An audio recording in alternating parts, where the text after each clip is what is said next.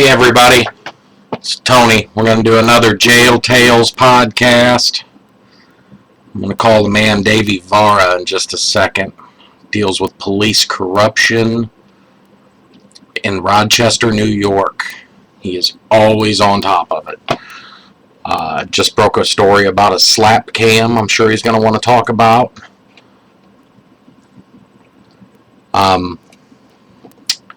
You give him a call and see what he has to say about all of it.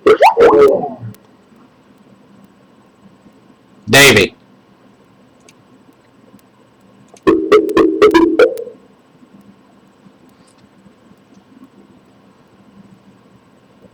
The person you are trying to reach is currently... He's not on yet. So, you can find Davy at Davy V on Twitter. And he also has a blogs, Davy Vara blogspot.com, I believe. He, pretty interesting stuff. He broke the story on, my brother got busted for growing some weed for medicine in upstate New York, and they kicked in his mother's door and shot their dog and stuck her in a car for about 6 hours and let her piss and shit herself. She's 70 plus years old, almost 80, diabetic. Almost died in the backseat of a cop car out in the heat with the windows up. My brother walked to the house and asked him what the hell was going on. They didn't even arrest him. They just fucked with his mom. And that all had to do with my niece getting killed and them deeming it a suicide and all of us throwing a fit repeatedly. Davey kind of broke the story on that, and they they didn't like it much. So I still can't get him, but he should be up shortly.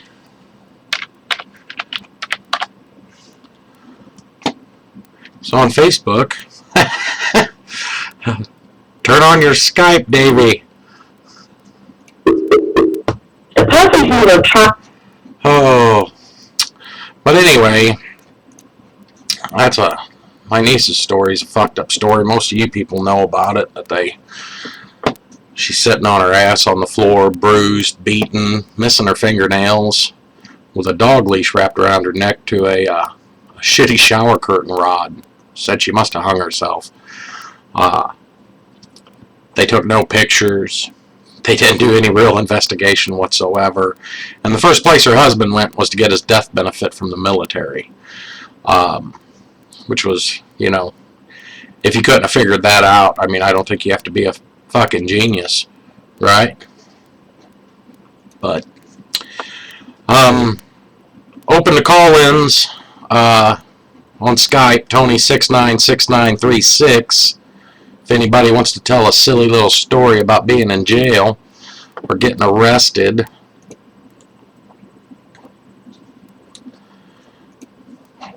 I know it's the middle of the day and most of you are probably at work,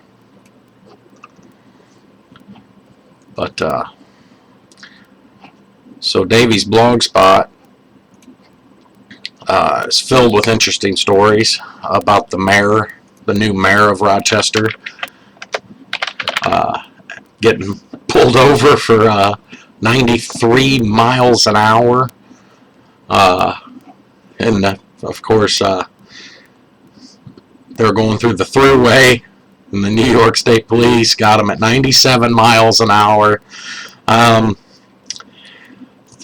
She's hired all of her family on the state dime, on the city dime anyway, to be her bodyguard and chauffeur, like her Uncle Reggie Hill's her bodyguard and chauffeur, you know, I think she's got other cousins or some shit in office too, but he also just broke a story about the cops just kind of ignored the smack cam thing, and then finally it hit the mainstream news, and the police had to do an about face on the whole fucking deal and arrest the guy, which I'm not sure. We get a hold of Davy and see if they arrested him or not. But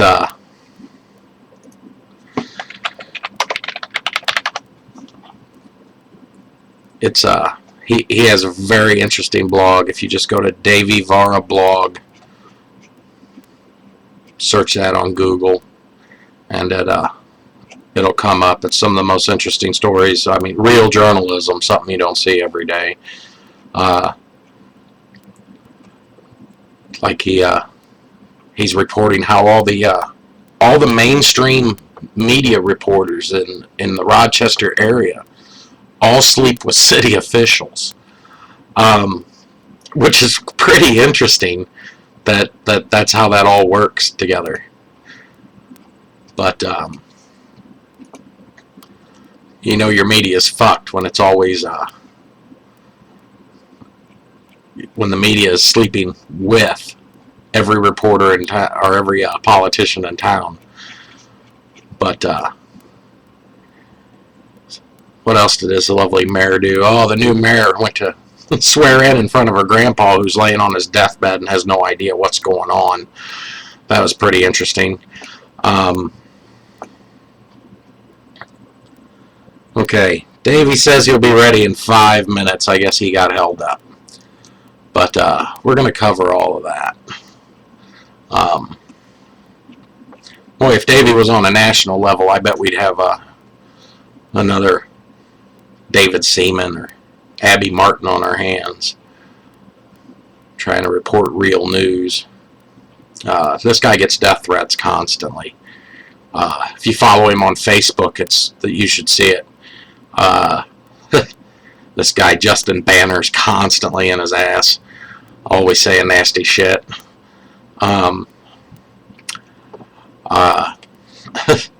It's pretty amazing stuff. But go to his blog and you can see most of it that he screenshot. These people just they attack him relentlessly everywhere he goes. But no call-ins probably in the middle of the day here, so I'll tell you a goofy story. I don't know if it's so goofy. It's pretty fucked up. A house got robbed in my area once. Of course, I'm the criminal fucking mastermind of the fucking entire county when it comes to Barney Fife and the fucking stooges around here that want to fucking arrest people. So, a house gets robbed. And they come and get me. They didn't just come and ask me questions. They snuck up and peeked in the windows of the house. They the dog chased them off. They fucking so we chased them in my buddy's Firebird, the car that took off from my house out in the country. There's nobody within a mile of this house at the family estate, we'll call it. And we didn't realize that we were chasing an unmarked sheriff's car with the actual sheriff in the car. I mean, it's no joke. The elected official was peeking in the windows. So me and my buddy jump in the car, and he had a old 78 Firebird. Ran like a son of a bitch. It was all rusted out, so it didn't weigh anything. It moved. And I think we were doing about 120 miles an hour down an old country rural road, which some of you who live in the country know what I'm talking about. Narrow and bumpy and just fucked up road. We chase this guy for about 3 miles, and finally we meet a cop. We see another cop. We see another cop.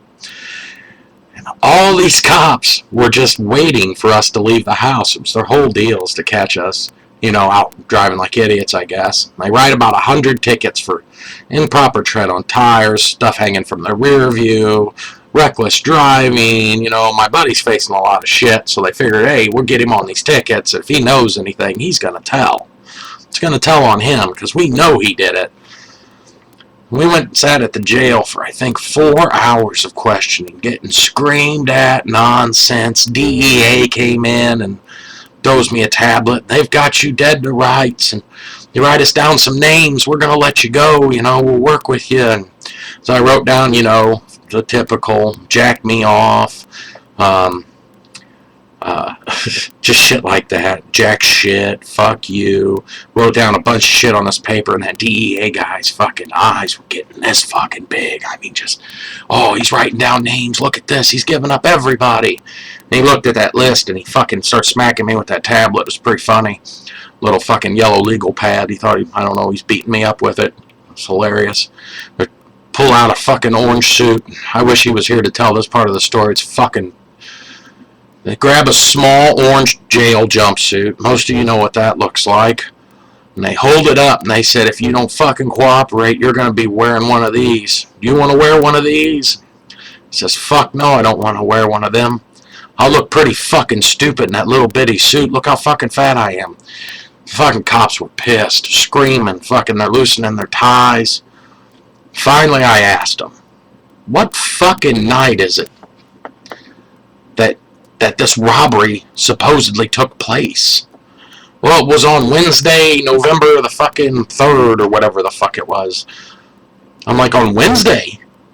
I said, you know, Wednesday when I go get out of school, I go to the machine shop down here and I work until fucking 3 a.m. and my mom comes and picks me up and we both go home and eat because we both work the second shift.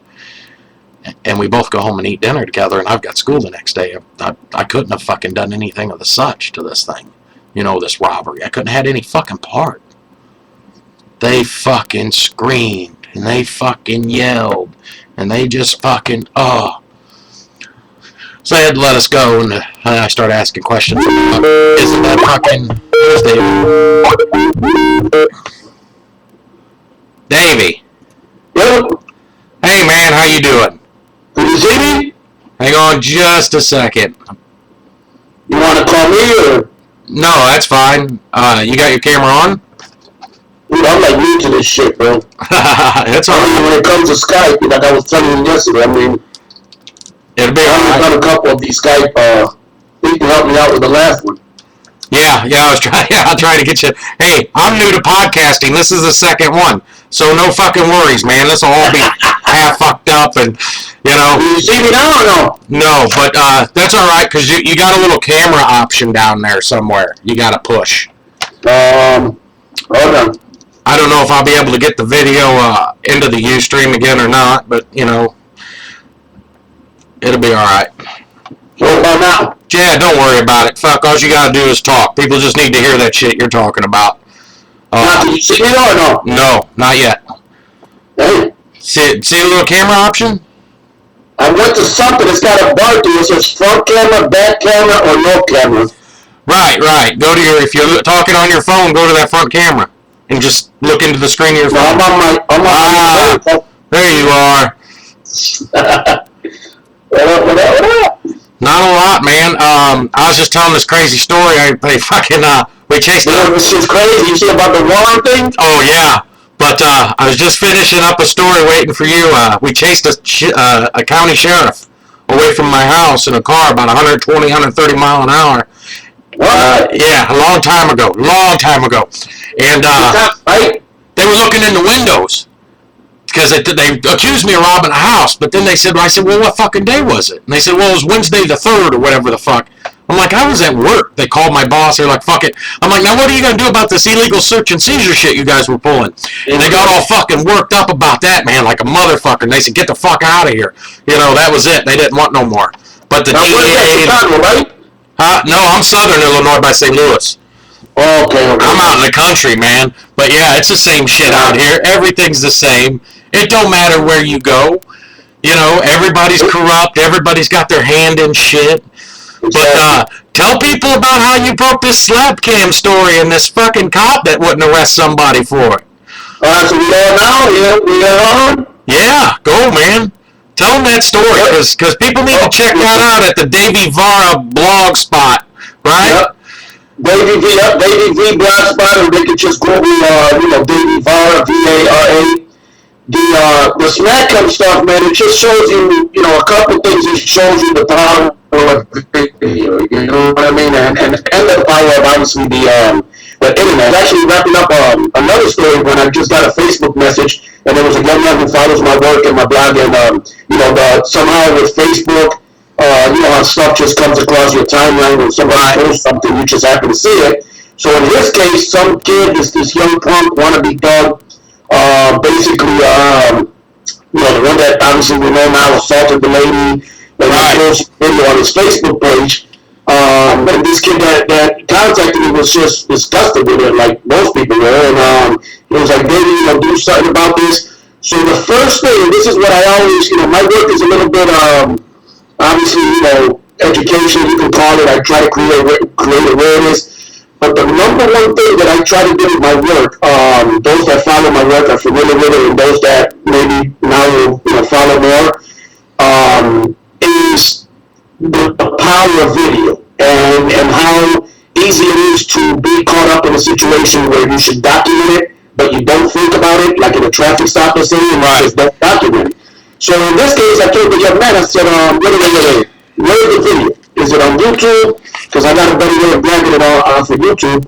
He said, no, it's on Facebook. So I told him immediately, I said, listen, stop talking, stop telling me no, look at the video screen, and basically record it. Whatever it is that you're contacting me about, record it right now with your phone before the suspect removes it. And sure enough, the kid recorded it, sent it to me. I got it obviously fast. I'm looking at the video myself on my on my file, and all of a sudden I get another message from the kid saying, "Guess what? He just deleted it." Yeah. And literally, we're talking a matter of not even 5 minutes, a couple of minutes of that, and basically the video was gone. Poof. So if it wasn't for obviously my quick thinking, but obviously this young man, he deserves, most of the credit in my opinion for even bringing it to my attention, because I think what happens, Tony, is that people get, and myself included, I just happen to have a little bit more keen sense because it's what I do, but we get desensitized, to everything stuff that's right around us. It's right in our face, whether it's police corruption, misconduct, double standards, like right now, which we'll get to this breaking story here in Rochester about our mayor, which is like one train wreck after another with her since she took office less than 2 weeks ago, January 4th. So I think we just get used to seeing stuff and kind of turning the other cheek, being complacent about it. This attitude, which I talk a lot about as a Latino, Rochester Latino community has a lot of this, especially, which is if it doesn't affect me, if it doesn't affect why worry about it, right? Exactly. I'm not going to worry about it. That's like a cancer, bro. I mean, that is such a destructive. There's a sad outlook and way of being, because these cops, for example, which we'll get into that, where I've centered my work around exposing a lot of the corruption. If you think about it, they're empowered. They really are empowered by every abuse that they not only subject people to, okay, but getting away with it, and knowing that a lot of the people, the tide is slowly turning, at least to turn it a little faster.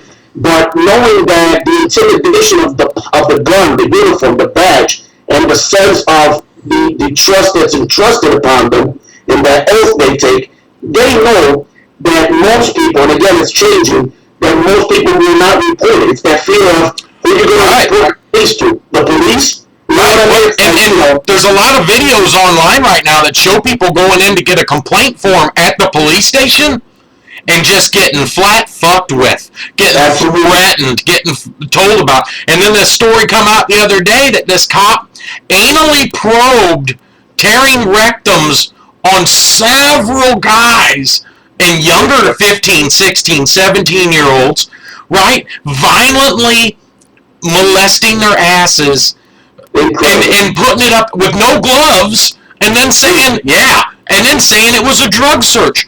Well, finally somebody come forward, and I guess there's enough reports that they go, well, fuck, now we gotta fucking look into this. Exactly. Absolutely. You should have looked into it on the first report. You should, but they won't, because they all protect each other. Right. And that's the bad deal about it. You can't ever, it's hard to go after them, but you have to. Everybody's got to stop and stand up to this shit, because it's getting bad. They're shooting. And what I can't stand is the hypocrisy. And you think I myself should be sensitized to it, because I am used to it. But it still just throws you for a loop when, for example, when I broke this story, this was last Sunday, I started getting hits and more hits and more hits on my blog, and then other people started picking it up. But the disgusting part is that I actually personally reached out to the Rochester Police Department, telling them, listen, I have video. The kid deleted it, but I have it on my YouTube channel. I just uploaded it. Video proof of assault on an elderly woman by some young punk, which happened to occur in the neighborhood where I grew up. That's another thing. I right away identified with not only when I was youth. I mean, we all did stuff, ding dong ditch and this and that, and threw snowballs and cars or whatever. I mean, we all did that. To see a youth, in my old neighborhood, not only attack, but stalk an elderly woman in a store, then wait for her, then joke about what he was going to do, which is like premeditated to the fifth degree, And then, I identified that woman with my mom, who's older, right. My grandmother's ever met in Cuba, so I think we all did. So the disgusting thing is that immediately Sergeant Waldo from the Rochester Police Department, well, not immediately, I called him about a 12-hour span. I must have called at least a half a dozen times, nothing. And this is where the conflict comes in, which is because of the work that I do, and because of exposing police corruption in my hometown for the last 18 plus years. They don't even want to hear from you. Yeah, perfect example. In a case like this where I'm actually trying to assist them in getting an individual who should not be in the street, okay, who just assaulted a woman, and this is what I get. It takes me 12 hours approximately for finally Rochester Police Department Sergeant Waldo, WALDO, call me back to tell me we'll pass the information along. Literally, I'll pass the information along, was his exact quote. I quote him. And so then Sergeant Elena Correa, which is the PLO, the Public Information Officer for the RPD, she downplayed it to it's just harassment, not assault. So, the hypocrisy is that as soon as the story went viral, I mean, it's been on the Smoking Gun, it's been on tons of websites. I woke up, was it Monday or maybe Tuesday morning, and I'm seeing someone sent me a link from a site, which obviously I can't make out the language, the letters, the text, from Budapest, Hungary. I mean, you got people right across the world in places that I'll never visit in my lifetime, or maybe yours probably is, reporting on the story, but yet, about Tuesday or Wednesday, finally, the mainstream media, corporate American One Nation media, decides to jump on the bandwagon. Now they want to report the story with their own little spin. They want to, the number one thing that a lot of people that follow my work know that I always talk about is the relationship that mainstream corporate American One media has with law enforcement. And it's basically simply translated into the following phrase, which we've heard a million times in our life: don't bite the hand that feeds you. And what that means is the mainstream media relies on law enforcement for tidbits and pieces and crumbs of information, of leads and press releases and phone calls. So obviously it's a very balanced, focus on the word balance, kind of careful treading on ice that the media does. And that's why rarely do you see them report on stories of police misconduct and corruption. And when they do, the average person may not catch this, but if you kind of look under the layers, you will soon see that there's actually a spin to it. Many times mainstream media, even with the Kelly Thomas incident in California, for example, you will see that if you're smart enough and just keen enough to focus in on what they're really saying, many times, and more often than not, they're actually helping law enforcement in their story. For example, there was a case here in June of 2012 where a young man, Izzy was literally mentally ill and was executed by 7 Rochester cops who shot him a total of 11 times and riddled houses behind him where kids were getting ready to go to school with bullets, hit cars. Everyone described it on the street as a modern-day version of a firing squad that you see in these old times, okay? And basically, before the young man's body had even been removed from the sidewalk, riddled and drenched in his blood and bullets, the mainstream media was already facilitating a vehicle to law enforcement to justify the shooting, to put their spin on it. This is before the investigation has even begun, before it's even been presented to a grand jury, which we all know that's a joke, but still, before it's taken its course, you already have mainstream media helping, assisting law enforcement in putting the spin on it. So to me, it was just discuss it on several levels. The actual crime that took place, the fact that mainstream media and first the RPD didn't really care about it. They had a pretty nonchalant attitude. Right. But then in my last update that I wrote yesterday and posted, basically, which talks about the about face that the mainstream media and government officials did, it's disgusting. It literally wants to get to throw up because you know that these people didn't give two shits about the story until the eyes of the world literally are now back on Rochester, New York. When it went viral, and that's because the eyes stay on Rochester. Rochester was just on CNN last month because the African American teens were racially profiled waiting for a school bus and falsely arrested. So it's a city that's corrupt.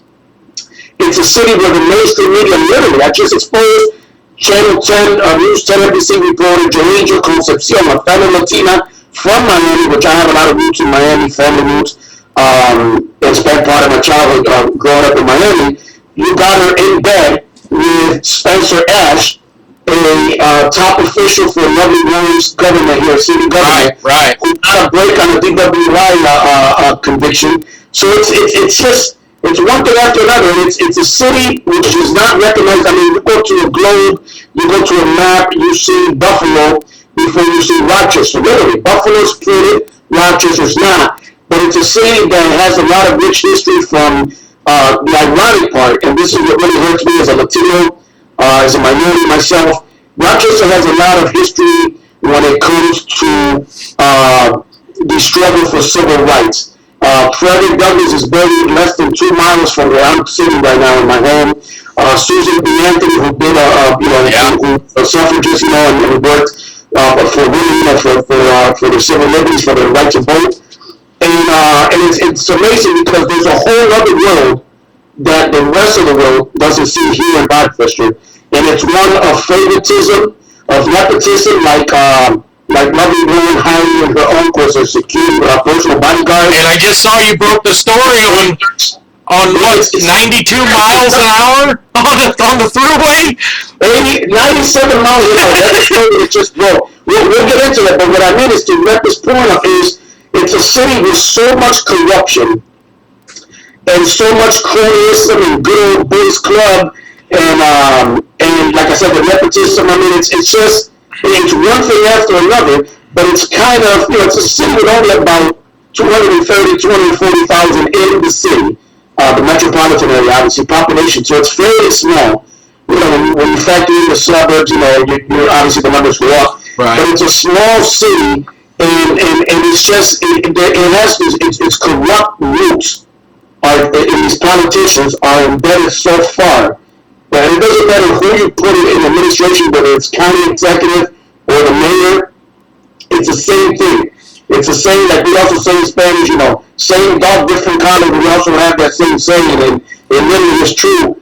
And yeah, today, look at today, I mean, it's crazy. This lady's a train wreck from the beginning. Mm-hmm. Today, the news reports came out of the Albany Times Union, Albany, New York, the state capital, that Lady Warren, her personal bodyguard / uncle / chauffeur, Reggie Hill, a retired New York State police investigator, and that will come into play in a sec, was pulled over doing almost 100 miles an hour on the state thruway. And listen to this. Listen to how the corruption stays with them from the time they join the academy to the time they retire and take on other endeavors in life, or in Reggie Hill's case, hit the lottery, which basically is what I call the lottery, is when your newly appointed niece creates a job that never existed for you. Right. Unilaterally create a position without consulting the taxpayers or city government. No vote, no nothing, right? No, nothing, no. In England, we call it a la pata, meaning my way or the highway. Like, I'm doing this my way. And so basically, what's disturbing is when he knows, because I mean, come on now, who's not going to know when you speed? It doesn't have to subconscious, right? You pretty much know you're going 97 miles an hour, right? So he puts on his security lights, which, interestingly enough, have been installed on the mayor's vehicle, and he puts on his police security lights, is how it was described on one source, to basically ward off the trooper who just clocked him going 32 miles over the speed limit. And the trooper gets chased. He puts him on. It doesn't work. He still gets pulled over. But what does work is that as soon as he flashes his credentials and tells the trooper, which I don't know if the trooper was just naive or obviously subscribing to the unspoken rule of you don't write a fellow officer. Right. Basically, Reggie Hill, Lovely Bowen's uncle, told him, this is my job specification, my job description is to travel at a high rate of speed when I'm basically giving a ride to the mayor of Rochester. And the cop basically, by all reports, was like, okay, all right. Can you imagine? I just heard on the radio. I believe it, and I think it may be worse than this, but I heard that it's 8 points. That means if you or me right now, at least in New York State, I don't know how it is in other states, are clocked going 97 miles an hour, 32 miles over the speed limit. In other words, almost half of what the legal speed limit is, you're exceeding by almost half, 32 miles, you're exceeding the speed limit. I believe it's 8 points on your license, a hefty fine, which I don't have that amount as of yet, and your vehicle is impounded. I believe it's like the average person, the average taxpayer, won't be allowed to drive the moment that traffic stop, they get you out of it. In other words, you're not going to drive out of it going almost 100 miles an hour after just being pulled over with a ticket. So it's disgusting. It's I mean, we can go on all day about it, but the corruption, the double standards, it's just truly just disgusting. And it seems like this corruption, I mean, I know you deal with Rochester because that's where you're at, that's your city. Right. But these reports coming in from everywhere, all across the country. And it just doesn't stop on the local level. It's everything we deal with today. All the politicians in federal office, in state office, everybody down to, like you said, the mayors of the cities are so bad. Right. When is change ever going to come in that? I mean, it's not going to come. And even, I was so hopeful Obama was going to be some change.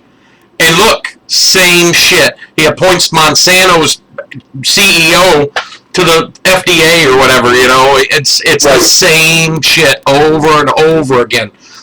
And every time the people think that they're making a change and voting for somebody good, even in the case of a mayor, they're not.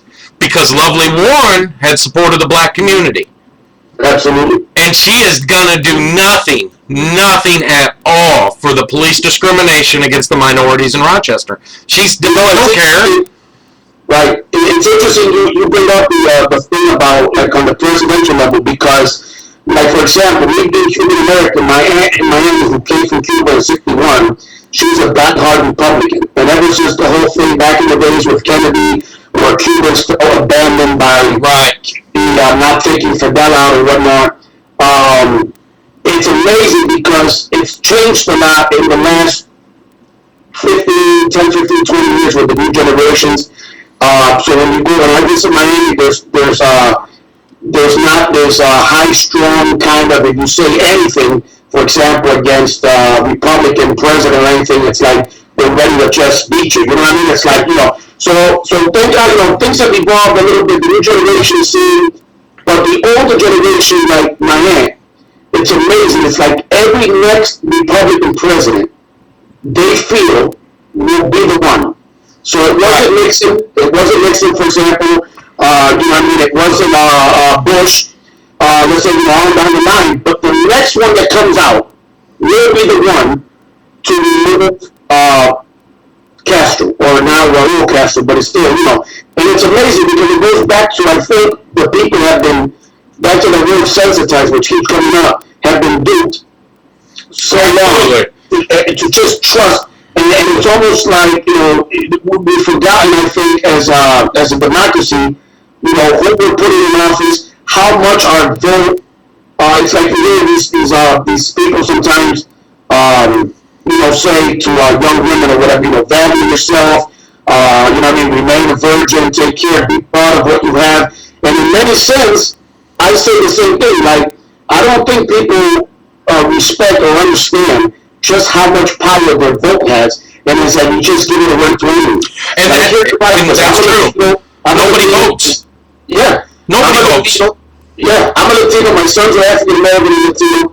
I grew up in a mostly predominantly a black neighborhood where this smack cam attack took place, and yet it's amazing and it's sad to me that especially minorities were duped and fooled by this woman who, by the way, ran a very, very strategically planned campaign to the point where on her lawn signs, on her campaign lawn signs, you put on your lawn or the ones you put on the posters, the title was Lovely Warren, our, and it was O, capital U, capital R, in quotations, mayor.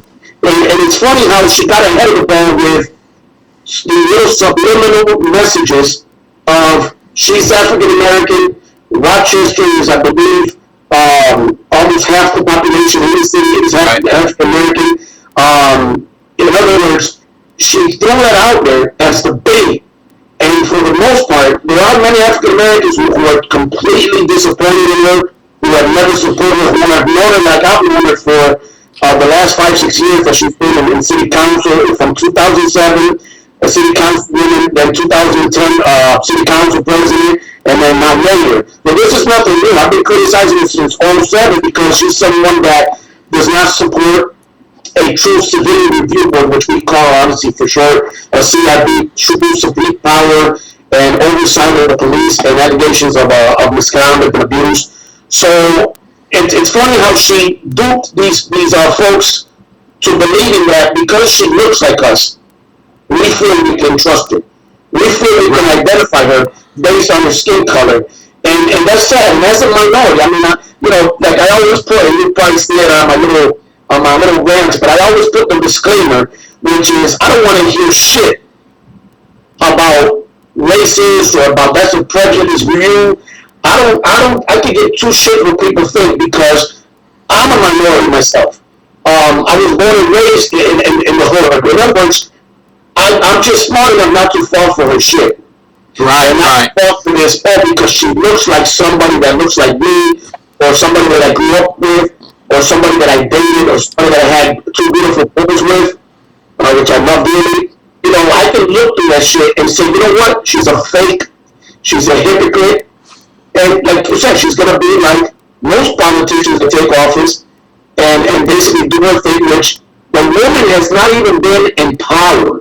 Okay, which I don't even like that word, but it is power because obviously she's getting away with stuff left and right. Right. And look at this. It's literally. You have what do you have? 4 or 5 stories now about her cabinet on your blog in 2 weeks. You can't even make this up. and I'm, like the McDonald's commercial. Not to get sarcastic, but I'm truly loving it, and I'll tell you why. From the beginning, since 2007, I've been doing this since 95.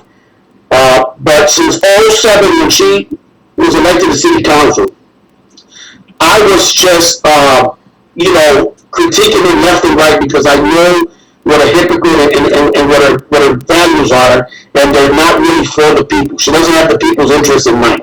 And it's funny because I got so used to being the lone man, meaning, most people were like, come on, you're being too hard on her. I don't know, give her a shot and this and that. And I've been saying this for years, and then when I saw pretty much that she was running for mayor, and how David Gant, who's another crooked politician, a state senator here from Rochester, obviously he's in Albany, basically was grooming her to run for mayor, and I saw it coming. I saw it from a different angle than most people because I know this woman on the level of her not standing up, for issues affecting minorities. So then when I see her try to pass this off to other minorities of someone that she really truly is not, that part was disgusting to me. So I had like that perspective that a lot of people didn't have. But even then, I was criticized. Oh, come on, she's gonna be a good mayor. Give her a shot. She's young. It's better than having. I had emails from African Americans and Latinos emailing. It's better than having the white man, which was Richard. Better than having a rich white man because he wasn't really there. He was the former CEO of Rochester Gas and Electric, which is our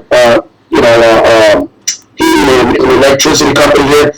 And everyone was like, give me a chance. And I said, you know what? I'm so used to it that I got tunnel vision. It's just full speed ahead. And look at now. It has nothing to do with I'm not making this up. Right. You can't buy this stuff. I know. Well, and and like you said though, right away, you're a racist. You don't like the black woman in power, you're a racist. Now on the, I see that with people in like Obama. If you criticize Obama, it's because you're a racist. Right. Do a lot of people dislike Obama because he is a black man? Yeah, there's a lot of people out there that are just racist. No, I have a legitimate bitch though about certain things. Not the fake shit on the news, not the bullshit on the news that doesn't matter, but shit that really matters. Exactly. And you know what's really sad? They wanted to call me a racist. Are you kidding? What the fuck? Exactly.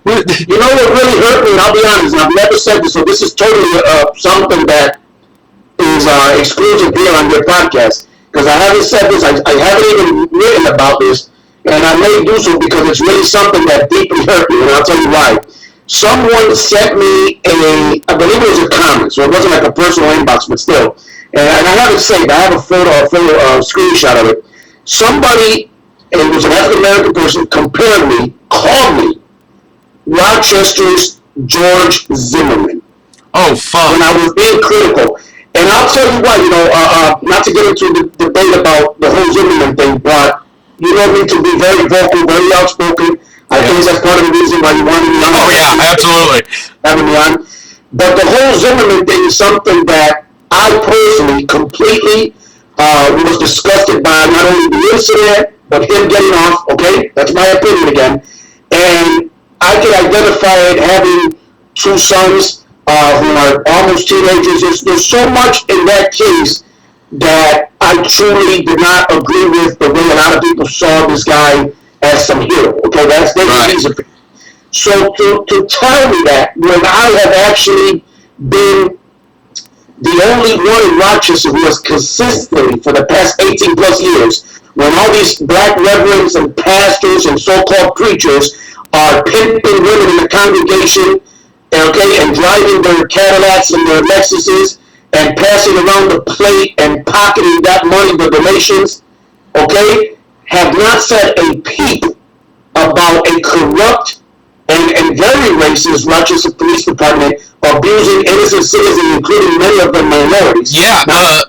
Many of the minorities. To call me that is something that, I'm not sure you're going to admit this because it's like you're giving your enemy showing your enemy your weak spot or whatever, but with the stuff I do, I get all kind of emails, And over the years, I'm not going to say it's been easy, but I'm proud of the thick skin that I'm developing. I can't say I've got it all thick yet, but the scales are definitely on there. Right.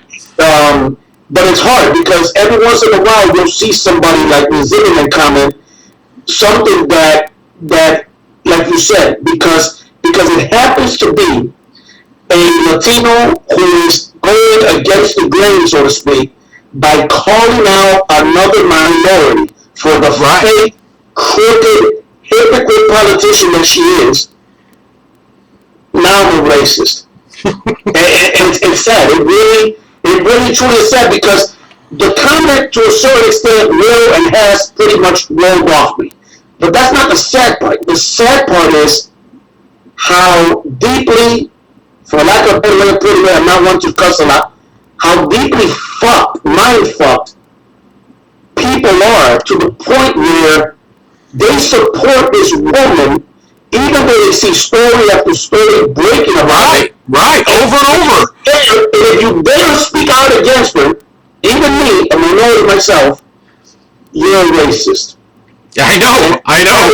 That is just disgusting. And and that's what it kills me is I live in Racistville though.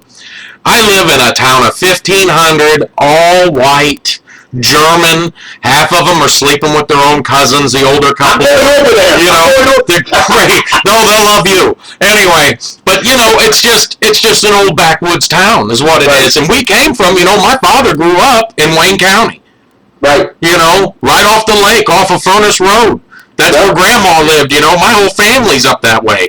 But he came down here and gave me this special treat, the armpit of the earth. Right. But But the racism I saw against people, which I was never that way growing up, but the way these people acted in this town, after moving, I lived in Louisiana, I lived in Ohio, and bigger metropolitan areas, all over the place with Dad moving around construction work, and I came here, and I never heard the word nigger so much ever in my life. My dad didn't say it, my mom didn't say it, but holy cow, the kindergartners and first grade school kids did all the time, and it was no thing. And I have 4 kids, and they'll say something about, so-and-so says stuff like this. So-and-so, I'm like, why, one of them said something about kike the other day. I said, there's not even a Jewish person in town. Who the hell, why would he even know that slang? Why would he even say a racist name towards a Jew? There's nobody in town that's Jewish. Why would you, and that's the same thing all the time. And one of my best friends growing up around here always said nigger. And when I had kids, and he said it in front of my kids, I said, if you ever say that in my house again, you're not allowed around my kids. Absolutely. There's no need for this shit. It's 2000. That was back then. It's the year 2000. What are we doing? We're all people. We're all humans, We're all living on the same chunk of rock flying through space. Yep. Why do we have to be that? And you know what? He said it again. He doesn't come over anymore. I still talk to him. I go to his house. I see him uptown.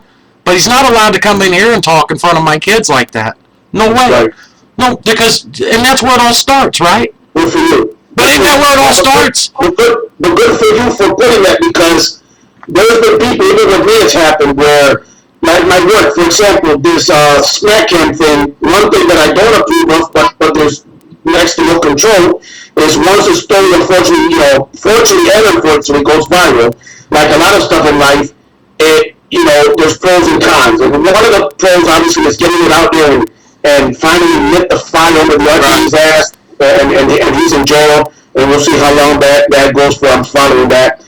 But the bad part or the con is that, a lot of people use it for their own agendas, So obviously, I saw the N-word more times than I care to see it, which is, I don't even want to see it once. And basically, I saw the story even make it on several, which I'm not going to mention what sites they give them a free plug here, but on several of these extreme, and I call it extreme because, boy, I've seen some white supremacist stuff, and this is like to the 10th degree, and talking about lynchings and everything, and I was like, wow, but, I guess you have no control when your work, ends up, or do copies and paste stuff.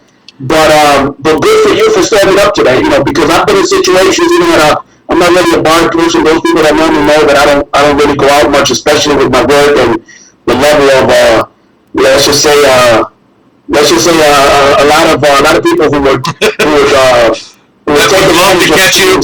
Yeah, they love to catch you. I'm not a bar person or whatever.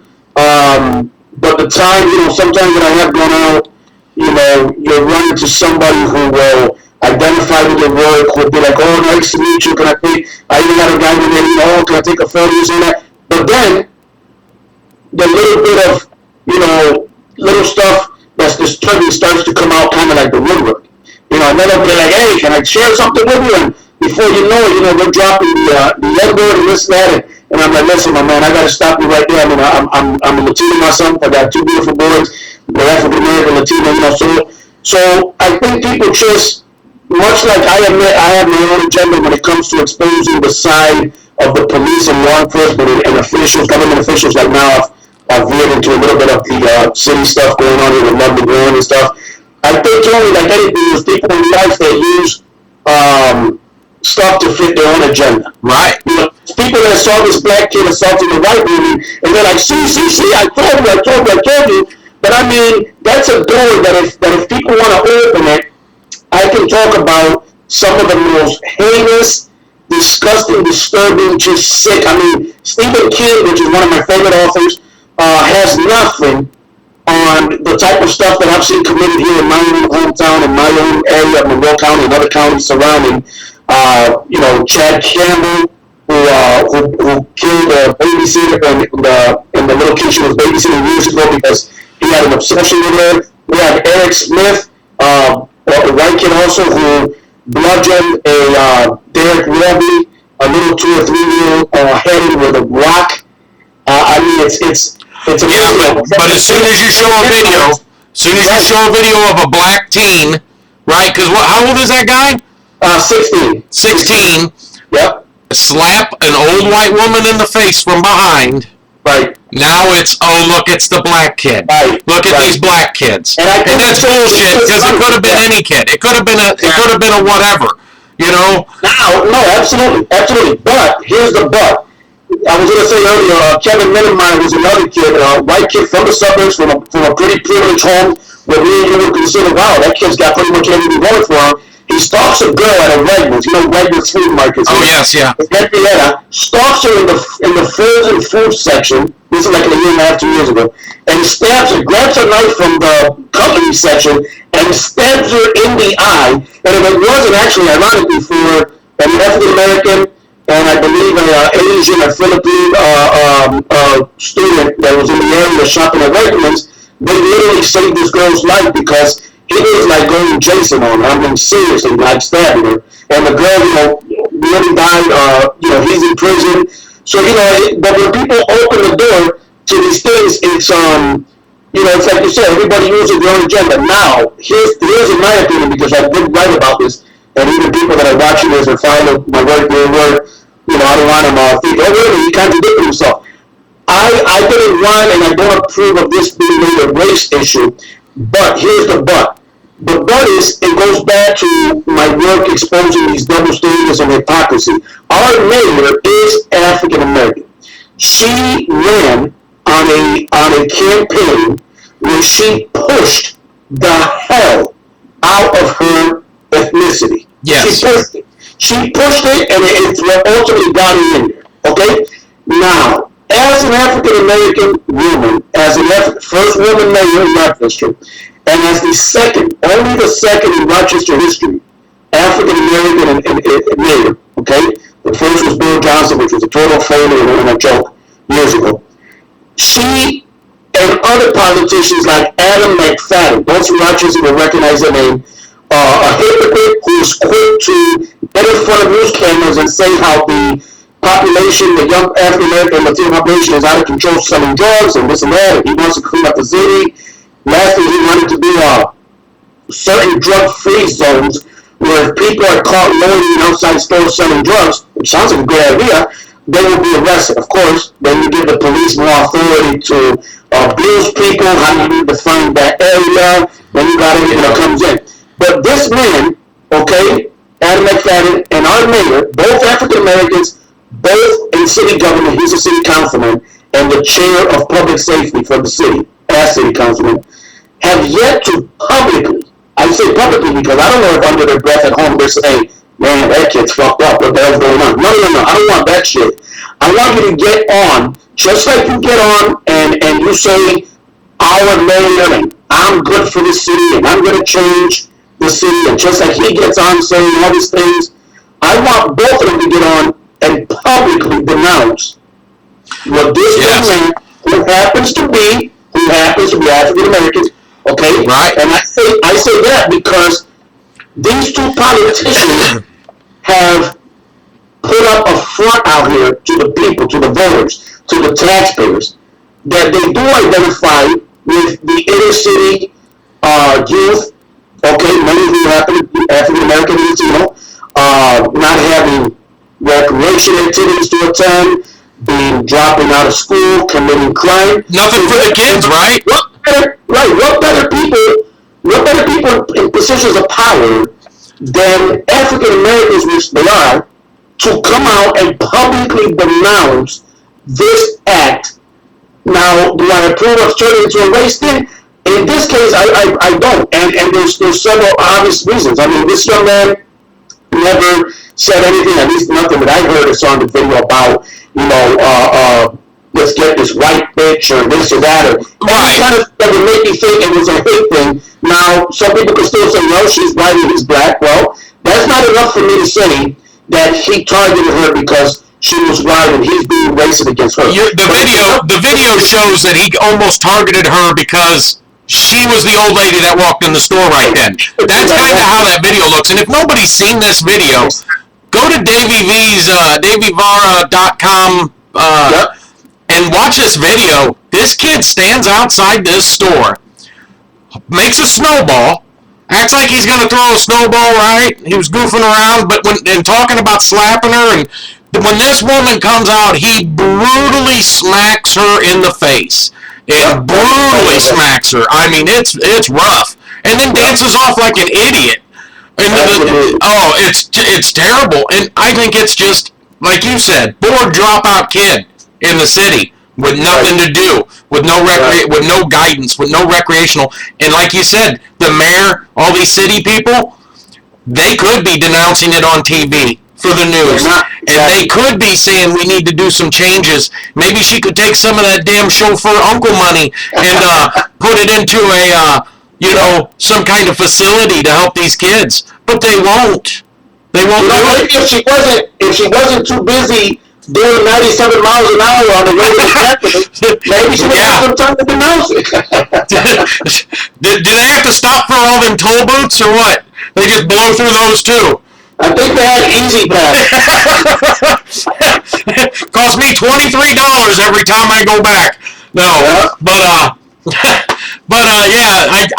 couldn't believe that. As soon as I opened that up today and looked, I was like, oh shit, look at this, more stuff. 2 weeks he's been in office. So you can't make it up. It's insane, and it's like I said though, all them stories just that you do in Rochester alone. Compound that to every big city now across the United States, and that's what it's. And then that story come out, half of these cops can't pass their psych evaluation, but get hired anyway. Right. Whoa, Exactly. And that story, and like you said, the racism in the Rochester Police Department's crazy. If none of you have seen it, you've got to look at the pregnant black woman that gets her ass kicked. And she's pregnant, right? She's what, 8 months, 7, 8 months? I believe she was up there. But yeah, it's just with them, it's one thing after another with them. I mean, and then they hang a fat-bellied monkey from their mirrors on the police cars. Yeah. And then drive around, and they did that in like protest of you making the story come out, right? Exactly. I mean, it's the craziest shit you ever seen. Nobody gives a fuck except for you and a few people. Nobody's doing nothing about it. And these cops are just fucking whatever, wild, wild west kind of shit. Well, that's the thing. It's like anything. It's like a child cuts up and you let him cut up or whatever. I mean, there's no discipline. Right. And it's basically known that there's going to be no repercussions, no demotions, no suspensions. I mean, think about it. And it's funny because Lovely Warren just made a speech January 4th here at the Auditorium Theater, which is the East Main Street, downtown Rochester. And she made a speech where she actually mentioned her daughter, cute little girl, beautiful little girl, I think she's 4, Taylor's her name. And she literally spoke to her daughter in the speech after taking the oath, and she said, Taylor, I'm going to fight to make Rochester a better place for you. But then, 2 things immediately come to mind. She can't even come out and denounce this thug who attacked this older woman. And then, she herself, who was supposed to basically be at the top of city government, being the mayor, and obviously enforce and abide and respect laws, right? I mean, we forget, is actually forced to tell her own uncle, 32 miles. Do the speed limit. Do the speed limit. So it's on every level. It's kind of like the watchers, okay? But she's a watcher herself. Police are watchers. Many times if it wasn't for people like me, and I'm not the only one. There's other people. I wish there were more, but there's other people doing what you do. Are watching the watchers, look what they do. I mean, we only know about the story because it happened, because he was pulled over. Even though he wasn't ticketed, but he was pulled over. Now imagine every other stuff. Stuff we don't know. Stuff we didn't hear about. Stuff we didn't, Even about her own uncle. There's a bunch of stuff that's coming out about loopholes, about, she didn't advertise the position, about the nepotism thing, about now, working, he and he carry a gun. For example, I know mayors visit recreation centers and schools and all. Gun-free zones. I'm not gonna lie and say that, I would feel my kids, for example, would be in danger if they went in with a gun. If they went in with a gun, I have no doubt that if some shit did pop off at a school like it's happening throughout the country, I want to feel that the kids would probably be the safest in there. Whatever school they're at, her bodyguards, her uncle is with a gun, I would feel that my kids are pretty safe, right? I mean, but it's not that. It's the abuse of power. For example, I heard that, there's certain places that they can't. I'm not a gun person. I support the Second Amendment. I'm all for it. I just don't know enough about guns and gun laws to know if, what other outlets you are talking about when it comes to where can he carry a gun, for example. Right. I've heard that, for example, if she goes to Sunday service, I've heard that, and I don't know if there's any truth to this, that, they can't go in there packing into a church. I would think, then I heard that in the county, if it's a county building, they can't go. But if it's a city building, they can't. So, I don't know about you, I love Saturday Night Live. And if she was the mayor of a bigger city, they'd be all over it. It's not recognized. But if this was happening in New York City, this was happening in New York, which I know Bloomberg is not the mayor anymore, I forget about the new guy's name. If this was happening in New York, I mean, Saturday Night Live would be full of parades because it's just as good. No disrespect to Mandela, a great man, but it's just up there with the Obama thing of the sign language interpreter. I mean, it's really, you can't even write this stuff up. It's actually happening. It is literally happening. One thing after another. Her husband, for those that don't know, Lovely Warren's husband, when he was 17, so 17 years ago, her husband was Timothy Jameson, was part of one of the biggest and most violent armed robberies in Monroe County, New York history. Okay? Yeah, I saw that too, and I couldn't believe it. Yeah, it was the getaway driver in a jewelry heist of almost $1 million. Okay? A jewelry heist at the Source Jewelers in Greece, New York, which is a little suburb of Rochester, where one of the men that he drove there, okay, it was a total of 3 guys including him, one of the men he drove there fooled the sales associate into showing him expensive diamond earrings and rings and whatnot. Then he leaps over the glass counter. He gets this woman hostage style, like the shit we see in the movies, puts a gun to her head and threatens to blow her brains out if they don't run the diamonds fast enough. They fill bags up, cop comes, there's jewelry and fucking diamonds everywhere, and he gets a slap on the wrist as a youthful offender, and the other 2 guys, I believe, are still in state prison. That's her husband, okay? And then the thing comes out about a DWI thing where she basically hired a top executive, top administrator in charge of domestic economic and developing for the city. This is crazy, I gotta laugh. Who just had a DWI, who was arguing in a Rochester police officer's face, smelling like pure alcohol, who came in at almost twice, came in at .14 on a sobriety test, when the legal limit for DWI is .08. He came in at .14, almost twice, and then gets his case because he's a lawyer for the city. Now he's been promoted by her and kept under her administration, and he has very good friends in the DA's office who he's practiced law with. See that? Right, his buddies, all of his buddies. And it's everywhere you turn. In Spanish we say, in Cuban we say, por donde quiera que te diga. That means every which way you turn, you got the same corruption, BFF, slap on the wrist, look the other way, yo, I'm gonna let you slide. You got it all on every single scale. So I mean, this woman has been literally a train wreck. Then she creates these positions. You know, I'm joking. I say she thinks she's Beyonce. You know what I mean? She needs like security around the clock. And then it raises other questions, which I'm just one man. I just run a blog and I'm a very passionate activist and you know, I love what I do, but I can only do so much. So I hope there's other people looking into this also because I can't do it all. I tried. But then it raises the question of, wait a minute. They're available around the clock. And somebody in a local radio brought up a great point. When she runs to, for example, there's a Wilson Farms, which now is 7-Eleven near her house. When she runs to get something to eat, a gallon of milk, and they're going to drive her there. I mean, it's, in other words, if they're available around the clock, for what purposes? Right. What does she need all that for? Right. If you say, no, it's only for official. Oh, okay, that makes sense. Okay, well, okay, I can understand it better. Wait a minute.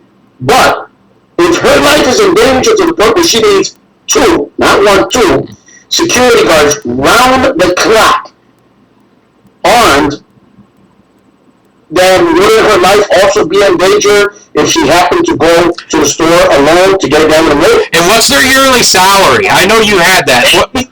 80,100 something for the unk. We'll call it unk. They want the Reggie. And retired New York State police investigator, who is soon to be, by the way, is retiring. His retirement is going through the process as we speak. So he'll soon be getting a fat old pension. Oh, sure. Plus the 80 grand, man. And another guy, Caesar Carbonell, which actually the name kind of sounds like a hitman almost. That's a joke. But Caesar Carbonell is actually the second man on the security team. He is the head. I don't know if it's a job he left it, where he signed from. He was the head of security, is still the head of security at the Blue Cross Arena, which if you've been to Rochester, that's our old bowling area where the Amex play and you know, rock bands and rap, you know. Yeah, that's where all the big shows are. That's where all the big shows are. All the big shows, yep, downtown. So he gets 61,000, I believe. He gets 80. Together, it's about 140. And here's the ironic part. There's something that I haven't really gotten to. I mean, I write about stuff and I interject little things here and there in my blogs. But one thing that to be honest, and I know it's going to sound, I'm going to sound like a jerk here, but I'm waiting for the train wreck to actually slow down and stop. Because I literally, it's like there's so many points to be made about what's happening with taxpayers' money, literally. I mean, this part is not even funny. But it's almost like I can't catch my breath to do it because it's things are subsequently happening in one in 2 weeks. In just the 2 weeks. Story after story you keep sharing with me, and I'm like, you've got to be kidding. Just 2 days ago. Yeah, and you can't make this up. But the thing that I'm going to say is that basically, and I'll try to put it in simple terms, but basically, it all comes down to people not checking. In other words, if you go on unchecked, then you continue to get away with stuff. You know, the stuff that she's doing is crazy because when the first thing that came out about Lovely Warren, which actually I supported in this sense, is that there was a rumor that she was going to bring back as mayor.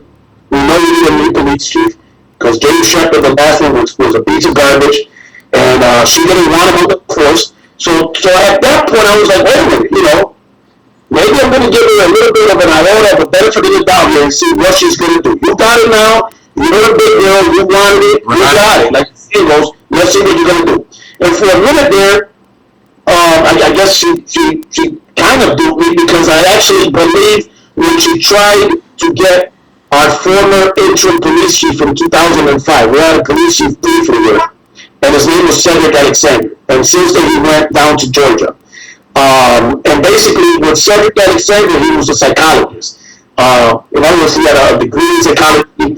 He tried, while he was here briefly for about 9 months, there's certain things, I mean, at the end of the day, law enforcement is law enforcement. They're all gonna have the blue law and the code of silence. But this guy did have some potential, in my opinion, to introduce and implement a different kind of, to bring something different to the table. Right. Which, ironically, I've always said that, actually, my brother, I gotta give him credit, he used to say that a police officer needs to be known like a social worker with a gun. And a lot of people may not understand that, but what I mean is, you got so many of these guys that are all hyped up on steroids and jacked up, and when they see a situation, they escalate it instead of diffuse it.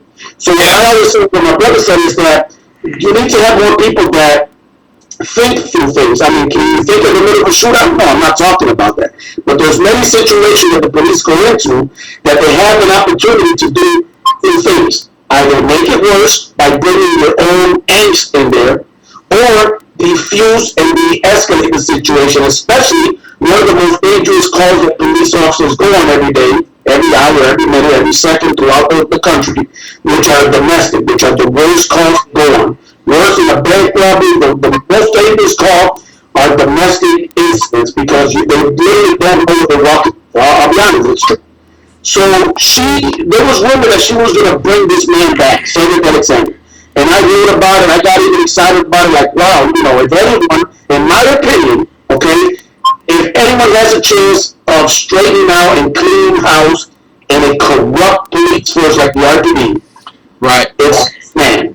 Then, after making this holler up the moon about he's coming, probably will come, and all these rumors, it comes out that Georgia, down there, offered him, DeKalb County, Georgia, offered him like an $8,000 bonus to keep him, which he was already paying way more, but Lovely Warren claims we could have paid him. So his salary was about $180, if I'm not mistaken. I guess the cap, even though they haven't said it officially, I think it's about $129, $130 for a police chief in Rochester. So it came out that she couldn't afford him, that literally we can't afford to bring him here. And then less than a week later, she creates not one, but two positions and finds $104,000 more dollars. right, But she couldn't go and find $40,000 to hire somebody that would have helped out.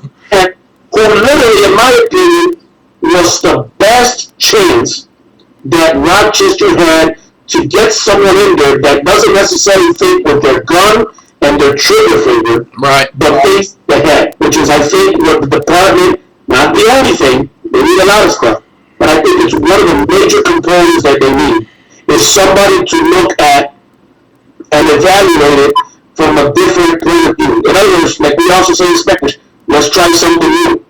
Because while he was here, not that he did wonders, and I was critical of a couple things he did, he implemented what's called the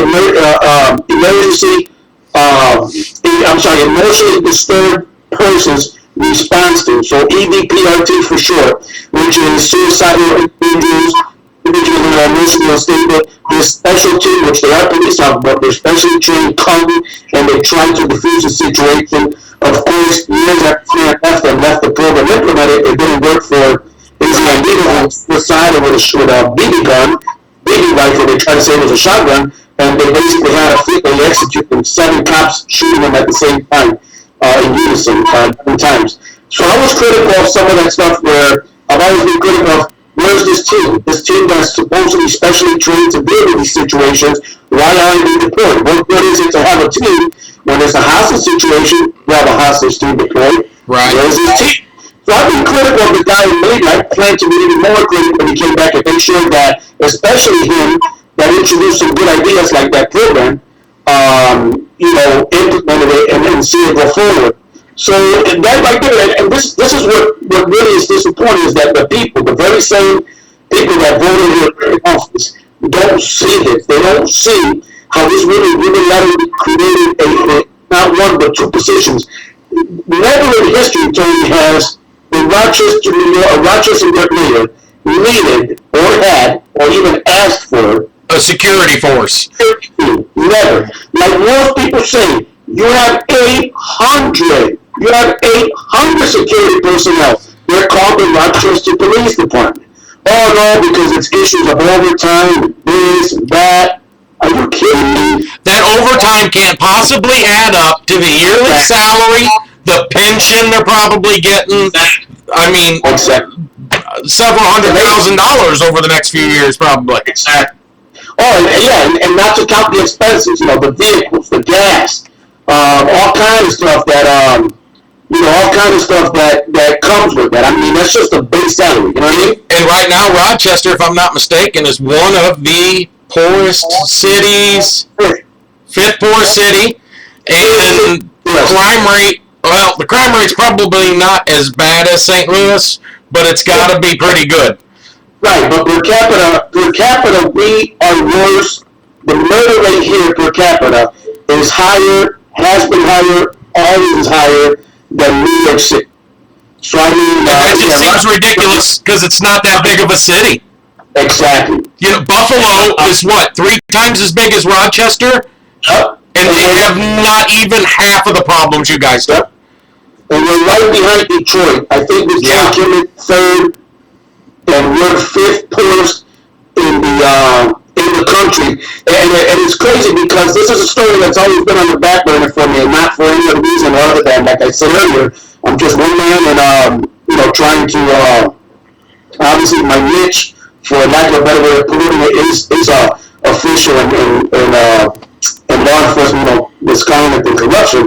But another very sad thing that happens here that I try to teach my kids about, a little different in that way that everybody's parents, your parents probably too, used to be like, eat your food. There's people that would eat it after time. So that is true.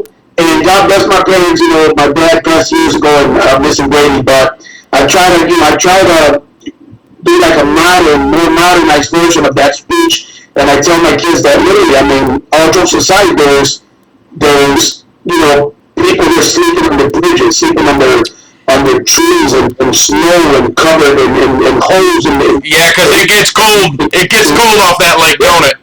And it just came out that our city civic center parking lot, which is actually the parking lot underneath, across from the Blue Cross Arena, the old one motor, but it's underneath our courts, our city and county courts, Hall of Justice, and the public safety building, which where the police vehicles park.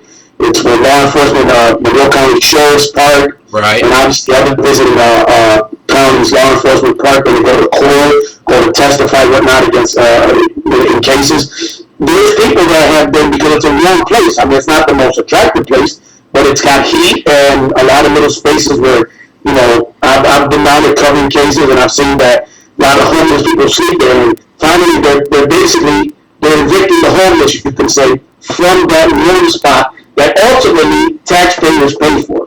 And it's just disgusting that in a city that's the fifth poorest, and that's got the homeless problem, the problem with the out of control police force, that this mayor, just weeks, maybe a month and a half after being announced that Rochester is the fifth poorest city in the U.S., that what she's doing with taxpayer money for something that is truly not needed.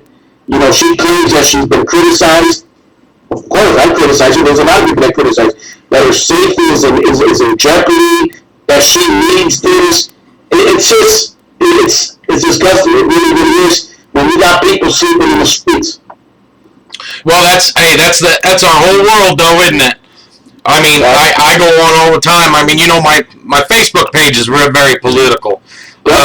I'm really into a lot of the politics and where tax dollars go. A lot of people on Twitter probably don't see that, because on Twitter, kind of just the death squad thing, Joe Rogan's people and stuff, and it's a good time. We make jokes.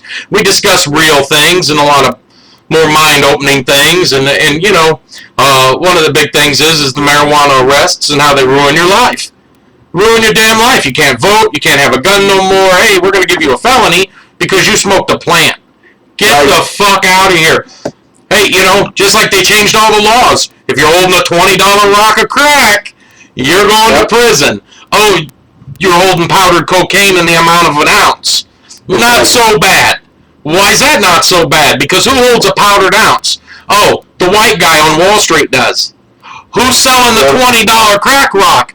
The inner city minorities. You privatize the prisons and they gotta make money, so who are we gonna put in there? The people that can't afford a fucking lawyer, which is inner city minorities, poor kids, and let's change the laws. Well, this goes into, they're estimating now that we are going to spend $12 trillion fucking dollars in Iraq and Afghanistan. What are we doing in Afghanistan? Oh, protecting the heroin trade. Who are we protecting that for? All this money we just spent in all these countries, we could have wiped out world poverty. You want to bitch about the debt? You want to bitch about the national debt? Get all them soldiers out of Germany. What are we doing there? World War II's been over for a little bit, I think. We don't need that. Do we need a base over there in Japan still? Do we still have to conquer those people? No. What are you doing? It's the most ridiculous waste of money ever. And it all even goes down to the local level. All the way down to a mayor of a decent sized city. Being by St. Louis and Rochester are about the same size. A lot of the same problems, though. Police corruption isn't quite as bad down here, but the shit you guys are seeing, ridiculous, absolutely ridiculous. I can't name one other city that's as bad off on that front, with the whole, from the police to the mayor's office down to the DA, like you said, the media hooked into the police, because when my sister Terry was calling the newspaper up there in Wayne County, absolutely nothing ever got put in the paper. But the fucking goon squad came and kicked in my brother's mom's door and fucking shot their dog and harassed the fuck out of her. And the only way they would have known anything happened, and then later you found out, right? I think it was you that put it in your blog even, that they were best fucking friends, that chief of police and that newspaper guy. Well, holy shit. It doesn't take a rocket scientist to figure that shit out, that when all that happened, I remember that. But what? I was just telling my brother Albert's in jail until February 6th, I think, for his few marijuana plants. Here's a veteran of armed services, right? Here's a veteran who can eat heroin all day long from a doctor's prescription, but he doesn't like it. He's got double hip replacements. He's almost 60 years old. The pills are killing him. He's still fucking around trying to do this and that around the house. And he grows a couple of fucking plants because that medicine is healthier and better for him. And they go and take him and stick him in jail. And that's all. And that's what's all. They shot a dog. They harassed and beat up an old woman. They damn near killed her in the back of that police car for all them hours.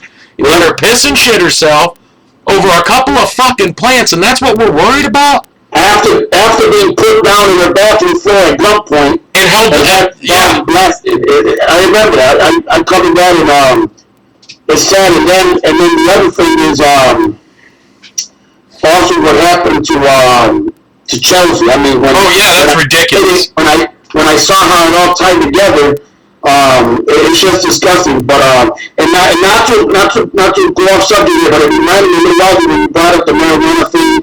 And you brought up the mainstream media. My dad, Mario Vara, who's an activist here, who's who I got my passion and my work from, because I used to tag along with him in the 80s as a young kid, young teen. He used to say, and God rest in peace, God bless him. He used to say on a slow media day, and it's funny. This is like he said this 30 years ago. I'll never forget it. On a slow media day, he actually read one day, but this is what I miss about my dad, and I got a little bit of that. We were watching the news, and there was a town hall meeting at the jail. Rochester has a jail down, but then they had what they call the new jail, which now is like 30 years old, but back then it was new. People still refer to it as the new jail for some reason, and there was a town hall meeting with the undersheriff, who's now sheriff, Patrick O'Flynn, the Monroe County Sheriff. He was undersheriff back then under Andrew Maloney. A lot of people from Rochester will remember. And my dad raced there, stood in line. I still have the video. I stood in line waiting for his turn to ask questions, and it was a panel of some mainstream media reporters with the undersheriff. I think the main sheriff was too important to be there. He blew it off. And it was basically about the new jail, but also about inner city crime. And my dad got up there, and this is what I met my dad for. He got up there and he said to the news people and to the sheriff, please, each one of you, answer the following. Why is it that on a slow news night, the news in Rochester will report about a black guy or a Spanish guy on North Clinton Avenue, which those from Rochester know, that's the hood, that's like the Spanish side, not African Americans, but mostly it's like the Latino side of the city, okay? will report on a black guy or a Spanish guy with as little as a nickel or a dime bag of weed. Okay? Right. It will make the news. But why doesn't the real story make the news, which is the drug trade is fueled by suburbanites and executives like Kodak? Oh yeah, Kodak Park, yeah. Right. Who trick off their cars for dope. They literally. I've seen them trick off brand new cars, BMWs and everything, to drug dealers, okay, for coke, for heroin, for weed. That's the real story. But no, the mainstream media is geared towards whatever the law enforcement basically tells them, which goes back to what I said at the beginning of this podcast, of this interview, the don't bite the hand that feeds you relationship. Okay? So it's almost like the average person who doesn't have their own way of thinking, of making their own conclusions, of coming to their own decisions in life, would think if it's someone that's completely like Playboy, like this Playboy Playboy, if it's someone who's completely malleable and influenced completely, we have folk that are a little, too, soft when it comes to just letting people tell them anything. But I'm talking about if a person is completely leaves any control up to mainstream media and law enforcement, you would think that blacks and Latinos are manufacturing guns right now in the hood and are manufacturing heroin and drugs. Right, where does it come from? On a small scale, when it comes to crack house and stuff, that may be true. It pales in comparison to the real problem, which is the suburbanites. Many times, let's be honest, they are Caucasian, are actually coming into the inner city and fleeing it, but those are stories that you don't see. They'd rather put a face of Jerome or Tyshawn, right, or Julio, right, on the move and say busted with an eighth of an ounce of weed, and make that guy the poster child for what is wrong with the drug trade, when it couldn't be any further from the truth. And that is the stuff being fed to the American public.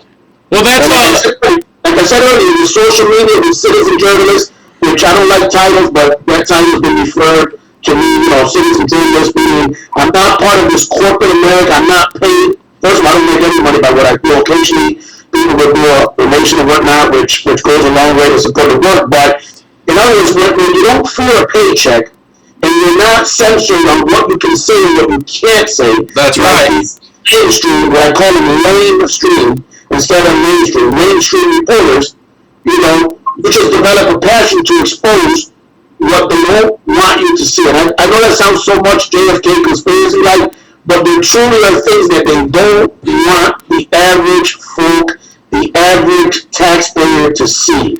Well, and that's my passion. If I had to sum it up in one sentence, my passion is about exposing a side not seen, not shown, especially by corporate America, mainstream newsweek. Well, you do a great job of it. Everybody should go and check out davy, vara, VARA.com. Yep, davy.blogspot.com. There you go. Davy V on Twitter. Yep. Davy Vara on Facebook. All these stories breaking. He's always sharing them. Donate if you can. Remind everybody to go fund Yuck Nasty, who lost everything in a house fire a couple days after Christmas, him and his son. Everybody run $5-10 to him. That would help him out a lot too. Let's see. Shout out to Water Boxer, my boy on Twitter. He ain't here today with me, but that's all right. Of course, Amanda and her Don't Call Me Billy beard conditioner on Etsy, Hazy Days on Facebook. Cantu Bruner Designs, and all of their custom-made ink pens and their custom-made where's your pen? All the custom-made pens that they make and the other goodies. Here's this one here is my wife's, if you can see that. But I tell you what, he makes beautiful stuff. His new "You Get What You Deserve" Nux shirt he's got out is excellent for $20 shipped to your door. I don't know how you can do better on a shirt than that. And thank Davy again for being here. We'll have to do it again sometime, definitely. I really appreciate you coming on. But seriously, check him out. 1 second, real quick. You know, it's my pleasure to come on, and I appreciate you thanking me, but I thank you because we need more people like you facilitating and making an outlet and giving a platform for people, not just me today, but I follow some of your work, you know, just giving a platform and an outlet, which goes a long way to further the awareness that I've been trying to create for the past almost 2 decades. Yeah. So I thank you for that too. And then as an old hip hop head, and don't get me wrong, I grew up in the 80s with a lot of rock. I just couldn't get into the heavy stuff like Megadeth and Metallica. And I kind of stopped at AC/DC, Highway to Hell, and that was kind of like the most hardcore I got into. But I love Bon Jovi, Whitesnake, you know, even some Grateful Dead from way back. You know, Beatles, Billy Joel. So it's not just hip hop. I'm more than a one track, you know, when it comes to music. So my brother, I got into a lot of the Beatles and Billy Joel, John Lennon, you know. Right. But as an old hip hop head, born and raised in what we call Ghost Town, Rochester, New York, 585 Rock City, we call. I love the name Death Squad because I don't know if you're aware of this, and it reminds me of Death Squad, which was Keith Murray, part of Def Jam Records, Rick Rubin. Oh, yeah. I love the name. Keep doing what you're doing. And thank you to all the supporters, everybody that logged in. You know, we need more people like this. And the number one thing I'll leave you with is, when it comes to the right to record, the power of video. Even in this case, with the Smack Cam, had it not been for that video, for the young man reaching to me, out to me, for me telling him immediately stop talking to me, just record it. You see what this thug did? He erased it. Nobody would have ever known about it except maybe this kid. Like, oh man, I swear I did see it. I swear. But where is it, right? That's what people say. Right. So thanks to quick thinking. Thanks to the passion that my dad instilled in me, and I put that story out there. And there's one, one individual off the street, which preyed on this innocent woman. But everybody, please, record. Tony probably knows I always got the cops now, record everything, and it's a traffic stop. It is literally your word against the word. And although the tide is turning, it's not turning, and chances are it's not going to turn fast enough. Maybe not even in my generation, maybe my kids, hopefully, where everything will change. They're always going to believe law enforcement word over years. If you don't have it documented, a cop can tell you what you think you're an asshole, I'll bust your head. And guess what? If you don't have that on audio, if you don't have it on video, it never happened. No one So that's fact. That's They're going to fact. take their word for it. So record. And I'm a little bit of a, believe it or not, I'm not always this angry guy exposing stuff. I got a sense of humor, I like to think.